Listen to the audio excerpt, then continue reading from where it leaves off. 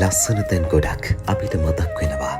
ඒ ලස්සන අතරේ අනාගත සිහිනයන් හඟකිනින්න මහනුවර තෙල්දෙණිය අධ්‍යාපන කලාපයේ උඩුදුම්බර කොට්ටාසේ මේමුරේ කයිකාවල කනිෂ්ඨ විද්‍යාලය අනාගත සම්පත් නිර්මාණය කරන තෝතැන්නක්. ඒ පාසලේ අභියෝග හඳුනගන්න ගුරු චරිතයක් අපට මුණ ගැහෙන්නේ ඒ අතරයි.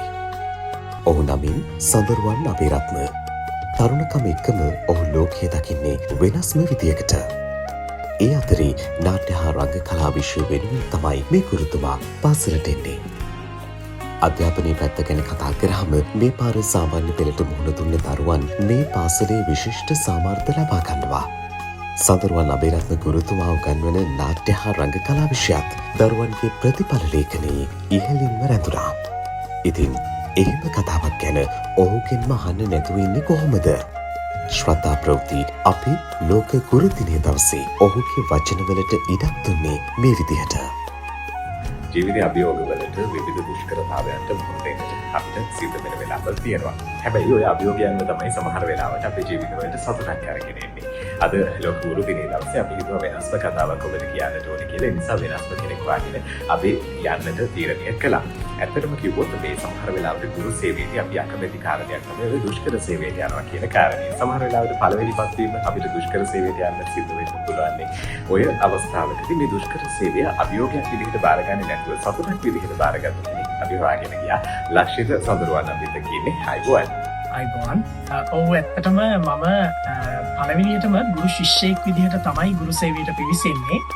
2019 අවුරුද්දේ වයඹ ජාතික අධ්‍යාපන විද්‍යාපීඨයෙන් තමයි මම ගුරු සිසුවෙක් විදිහට මේ ගුරු සේවයට පිවිසෙන්නේ. ඊට පස්සේ 2022 අවුරුද්දේ කුරුණෑගල ලක්දාස් තෙමෙල් විද්‍යාලයේ පුහුණු ගුරුවරයෙක් විදිහට අවුරුද්දක් මම සේවය කරනවා. ඊට පස්සේ මගේ පළවෙනි පත්වීම මධ්‍යම පළාතේ මහනුවර දිස්ත්‍රික්කයේ මීමුරේ කයිකාවල කනිෂ්ඨ විද්‍යාලයට ලැබෙනවා. වර්තමානයේ අද දක්වාම මම ඒ පාසලේ ගුරුවරයෙක් විදිහට නාට්‍ය රංග කලාව ගුරුවරයෙක් විදිහට සේවය කරනවා. දැන් ගොඩක් වෙලාවට ගුරුවරු කියන කාරණයක් තමයි අපිට දුෂ්කර සේවය නම් අමාරුයි. ඉක්මනට පත්වීම වෙනත් තැනකට හදාගන්න ඕනේ කියන කාරණේ. මේ කාරණය සමහර වෙලාවට අපිට සංසන්දනය කළ බැලුවොත් සමහර තැන්වල නිවැරදිතාවයක් කියන්නත් පුළුවන්. හැබැයි දැන් ඔබ කියන විදිහට ඔබ ඒ කාර්යය සතුටින් කරන ගුරුවරයෙක් බවට පත් වෙලා තියෙනවා. ඉතින් ගුරු ජීවිතේ මොන වගේ තෘප්තියක් තියෙන්නේ මේ වගේ පාසලක සේවය කළා? දුෂ්කර සේවය කියන වචනෙන් එහාට ගිහිල්ලා මම කැමතියි මෙතනදී අති දුෂ්කර සේවයක් කියලා කියන්න. මගේ නිවසේ ඉඳලා පාසලට කිලෝමීටර් 119ක වගේ දුරක් තියෙනවා. එතකොට අපි සඳුදා දවසේ පාසලට ගිහිල්ලා පාසලේම නේවාසිකව නතර වෙලා ඊට පස්සේ තමයි සතියක් පුරාවට පාසලේ දරුවොත් එක්ක වැඩ කටයුතු කරන්නේ. ඉතින් ප්‍රවාහන ගැටලු එතනින් එහාට ගියාම ග්‍රාමීයව ඉන්න පාසලක්. ඒ පාසලේ තියෙන තාක්ෂණයත් එක්ක වැඩ කරද්දී තියෙන සිග්නල් ගැටලු ටික අපිටත් අනිත් අයට වගේම රිසිසේ ලැබෙනවා.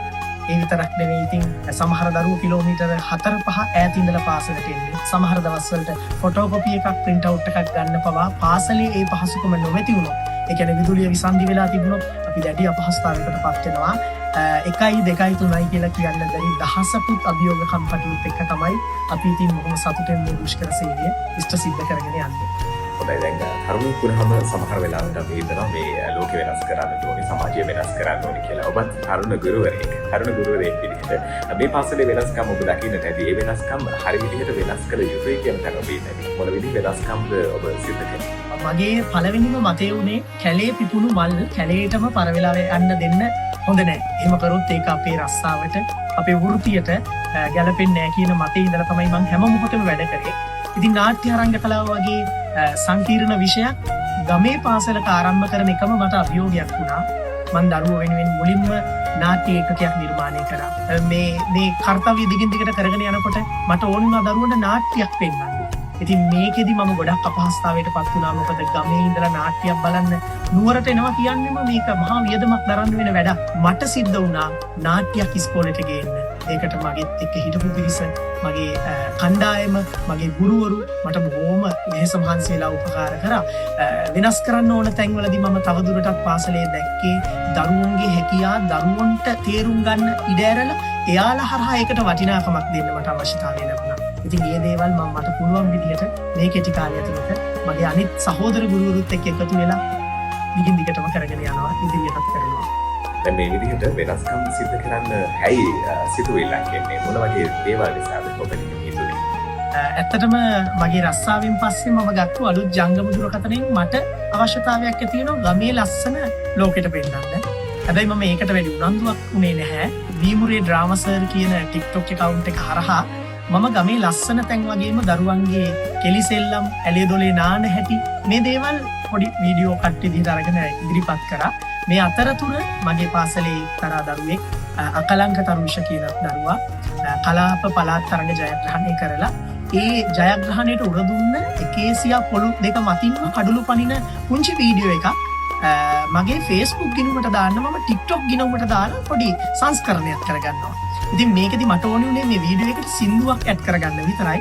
නමුත් අහම්බෙන් කාලයාගේ ඇවෑමෙන් දරුවගේ වාසනාවට මේක පබ්ලික් කියන කැටගරියකට වැටිලා මේ වීඩියෝ එක ටිකක් මිනිස්සු අතරේ ජනප්‍රිය වෙලා මට බොහෝම උදව් උපකාර මේ දරුවා වෙනුවෙන් පාසලට කරන්න කතා කරනවා. බොහෝම සමාජ මාධ්‍ය ක්‍රියාකරුවන් ඒ අතරින් එක්තරා සුවිශේෂී චරිතයක් ඇවිල්ලා මගේ දරුවට මේ අවශ්‍ය උපකාර ටික කරනවා. ඉතින් ඒ වගේම ඒ වීඩියෝ එක නිසා පළාත් අධ්‍යාපන කාර්යාලයේ මැදිහත් වීමෙන් අපේ පාසල රුපියල් ලක්ෂ 7ක වගේ වටිනාකම විය යුතු ක්‍රීඩා භාණ්ඩ අවුරුදු ගණනාවකට පසු ලැබෙනවා. දැන් මේ වගේ වැඩක් කරනකොට සහයෝගයක් එන්න ඕනේ මේ පාසලෙනුත් ඒ සහයෝගය ලැබිය යුතුයි. දැන් විදුහල්පතිතුමන් ඇතුළු කාර්ය මණ්ඩලයේ සම්බන්ධයෙන් ඔබට ලැබෙන්නේ මොන විදිහේ සහයෝගයක්ද? ඇත්තටම සහයෝගය ගැන කතා කරොත් මුල් කාලෙදී මම මේ පාසලේ පත්වීම ලැබනකොට පාසලේ එවකට හිටපු විදුහල්පතිතුමා සහ ගුරු මණ්ඩලය ඉතාම සීමිතයි. ගුරුවරු 7 දෙනෙක් වගේ තමයි මේ මුල් ඉස්කෝලේටම හිටියේ. ඉතින් ඒ කාලෙම මට තාත්තා කෙනෙක් වගේ එවකට හිටපු විදුහල්පතිතුමා බොහොම සහායක් දුන්නා මගේ අලුත් සංකල්ප පාසල ඇතුලේ ක්‍රියාත්මක කරන්න. වර්තමානයේ වෙනකොට මම බොහොම සතුටින් කියන්න කැමතියි අපේ අලුත් විදුහල්පතිතුමා කේ.සී. චන්ද්‍රකුමාර විදුහල්පතිතුමා ඒ වගේම මගේ ළඟින් ඉන්න මගේ සහෝදර ගුරු මණ්ඩලය මගේ ආදරණීය චිත්‍ර සර් අපිත් එක්ක ඉන්න ගණිතය සර් පුරවැසි සර් ඉතිහාසය සර් ඒ වගේම IT සර් ඒ වගේම අපේ මැඩම්ලා මේ හැමෝම අපි එකම පවුලක් විදිහට පාසල අලුත් කරලා අපි නගරේ පාසල් වල ඉගෙන ගත්තු කට්ටිය. ඉතින් අපි ගත්තු අත්දැකීම් දරුවන්ට දෙන්න බොහොම වෙහෙස මහන්සි වෙනවා. මේ වෙලාවේදී ඉතාම සුවිශේෂී මතක් කිරීමක් කරන්න ඕනේ. දෙමාපියන්ගේ හයිය වගේම දරුවන්ගේ හයිය නැත්නම් අපිට මේ දේවල් කරන්න බෑ. දැන් මේ ඔබ දුෂ්කර සේවයක් කරනවා කියන කාරණේ අපි කියවනේ. එහෙම දුෂ්කර සේවයක් කරනකොට සමහර වෙලාවට මේ දුර වැඩි වෙන්නත් පුළුවන් ඔබට යන්න තියෙන පාසල. එහෙම දුෂ්කරතාවයන්ට ඔබත් මුහුණ දෙනවද? කොයි විදිහක් අත්දැකීමක්ද තියෙන්නේ? අපි සමාජ මාධ්‍ය තුලින් හරි මේ විදිහට කතා බහ කරලා හරි කෙනෙකුට කියලා හරි අහිංසක කැලේ පිපෙන මලකට උදව්වක් කරන්න පුළුවන් නම් ඒ අවසාන ප්‍රතිඵලයේ දරුවගේ මූණේ නැගෙන හිනාව. ඒ හිනාව අපි ලබන පුංචි ඒතනයට වඩා ගොඩක් වටිනවා අපිට. ඇත්තටම මම නම් දුෂ්කර සේවය තුළ ලබන එකම තෘප්තිය දරුවන්ගේ සතුට හිනාව එයාලගේ ජයග්‍රහණ පමණයි.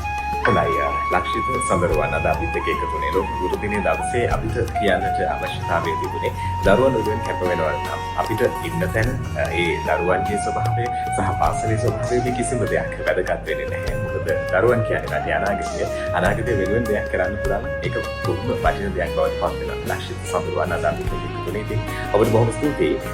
අපි ඔබට මතක් කරන්නේ මේ ගුරුවරයා කියන කාර්යභාරය කොයිතරම් සංකීර්ණ කාර්යයක්ද. සමහර වෙලාවට ජීවිතයේ දේවල් පැත්තකින් තියලා දරුවන් වෙනුවෙන් දේවල් කරන්න ගුරුවරයා කොයිතරම් ඉස්සරහට එනවද? ඒ වගේ ගුරුවරයෙක් එක්ක අපි කතා කළේ. ඒ වගේ ගුරුවරු ලංකාවේ හැම තැනම ඉන්නවා කියලා අපි දන්නවා. ඒ හැම ගුරුවරයෙක්ටම මේ කාරණය උපහාරයක් වෙන්නට කියලා අපි ප්‍රාර්ථනා කරනවා.